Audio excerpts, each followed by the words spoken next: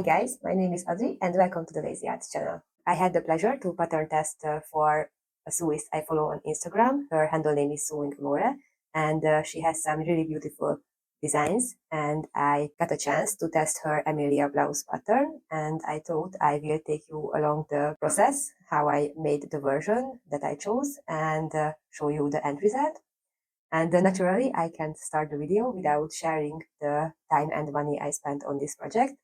And please let me know if this data is helping you, because I show you these numbers to help you estimate your projects and plan your sewing time to make room for it in your busy schedules. So please let me know in the comments if this is a helpful format for you, or it's not helpful at all, or if you would need me to show it in a different way. As usual, you can find the timestamps in the description. And now I will show you how I made my Emilia blouse. So after being chosen as a pattern tester, Mela sent me the PDF patterns and I printed them out, and I used her method to piece them together. So I folded the edges and taped the sides together. I wanted a piece that can integrate and go with most of my wardrobe, so I chose this white embroidered cotton from I Love Textile. So it was around 1,400 meter, and I bought 2 meters, I think, because I wanted to make the long sleeve version, and in the instructions it suggested to add at least half a meter to the 1 meter fabric need, but I wanted to be sure, because it's the worst when you run out of fabric when you want to make something. So I purchased 2 meters of this fabric, and because it was so see-through, I could just lay it over the paper pattern and trace the pattern pieces without cutting them out. So I just put the fabric on the paper and I could trace it over to the fabric. The pattern is really simple. You only need a back piece cut on the fold, 2 front pieces, and 2 sleeves. There are many styles, like you can make it sleeveless, you can make it with a shorter, flatter sleeve, and you can make it with this bishop sleeve that I chose with an elastic wrist part, and also you can make it with a button closure, you can make it with ties. I chose the tie-up version, and the instructions are pretty clear for all the versions. So after cutting out all the parts, I could start the sewing. First, I placed the 2 front bodice parts to the back bodice piece, right sides facing, and I pinned together their shoulders.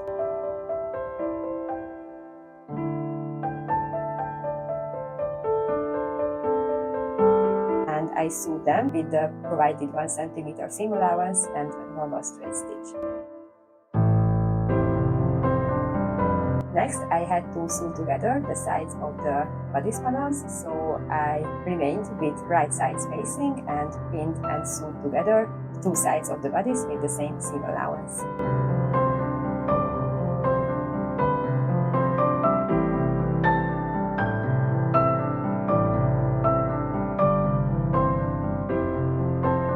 Next, I had to finish these edges with an overlocker, but you can do this with a zigzag stitch too.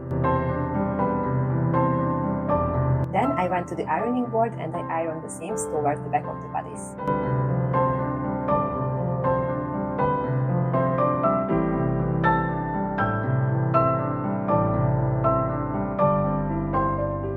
As I was already at the iron, I took the pieces for the ties and I folded and pressed them in half, and then I folded the outer edges to the center crease.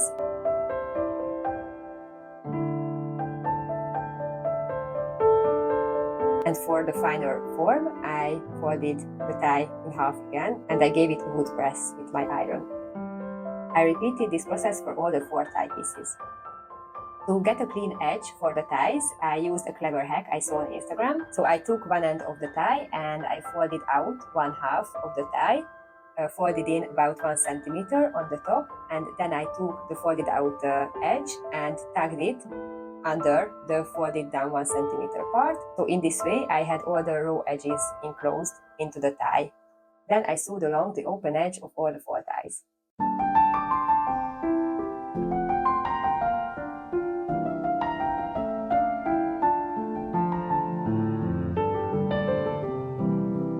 Then I took the bodice back to my iron and I had to fold and press all the edges twice, except for the armhole of the bodice, so the bottom edge, the front edges, and the neckline of the bodice piece.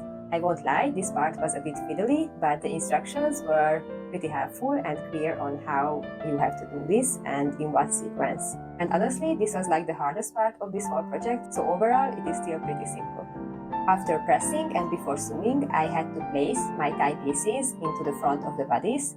So I decided where I want to place them, and then I tucked the unfinished edges of the ties into the folded up edge of the front bodice, and I folded it over to make it really secure, and then I pinned it. It was a bit hard because there were so many layers, but after a bit of fiddling, you can pin everything through.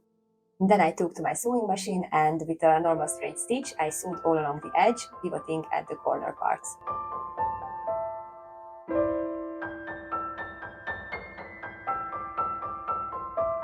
And all that was left to do was the sleeve. So I started by making a gathering stitch between the notches that the pattern indicated. So I made 2 lines of straight stitches with the longest available stitch lengths on my machine. I used this gathering stitch later to fit the sleeve into the armhole of the bodice. Next, I fitted together the sides of the sleeves with right sides facing. I pinned and I sewed with the given seam allowance all along the edges. After making this seam, you have to finish the edge by using an overlocker or zigzag stitches. The second to last step was to make the wrist part of the armhole, so the elastic band tunnel. So I went to my iron, and after pressing the side seam to one side, I started by folding and pressing 1 centimeter all along the edge, and then I folded and pressed again with the width that I needed for the elastic, which was about 1.5 centimeters. Then I sewed all along the open edge, leaving out about 2 centimeters or 1 inch for the elastic, so I could feed through the elastic later.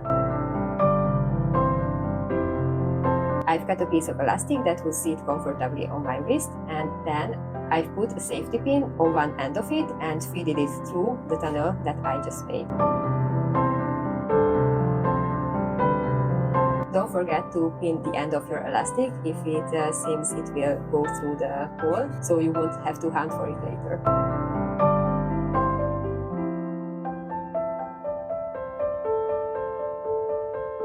After feeding it all the way through, you just have to take the 2 sides of the elastic and connect them with a zigzag stitch.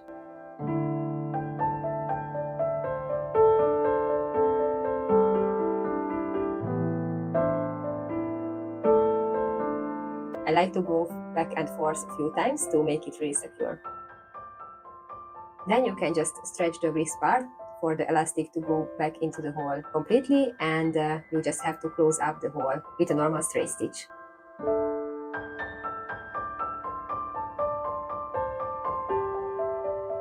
Now the only thing left was to attach the sleeve to the bodice part. If you're not sure that you place the sleeve and the bodice together right, then just put it in, pin it first, and fold it out as it would be at the end, and check that the right sides are facing out and the seam is really inside. So I started by pinning the armhole part to the side seam of the bodice and pinning it all the way to the notches where the gathering stitches stopped, and then I pulled on the top threads of the gathering stitch until the sleeve would fit the armhole, and I pinned the rest of it too.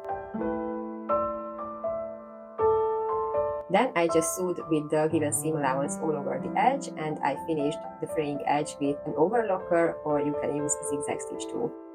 And now you can see how it turned out.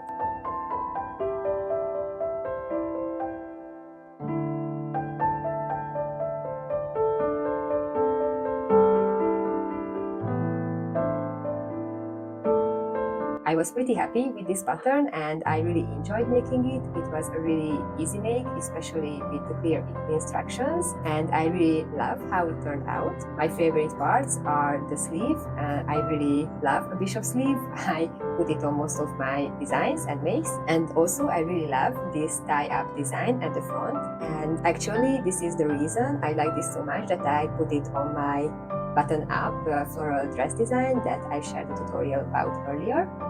I love how versatile this pattern is and how this one piece I made from it is so versatile, and I like to wear it as an overlay, and yeah, I really hope I will get a lot of wear out of it. And if you are not against a little bit of investment, I really suggest you give it a try if you're a beginner sewer and you're looking for an easy pattern to make that you can hack in many ways. Thank you for watching this video to the very end, and if you like what you saw, then please give the video a thumbs up and maybe consider subscribing so you won't miss my next videos. Thank you for watching, and I will see you in my next video. Bye!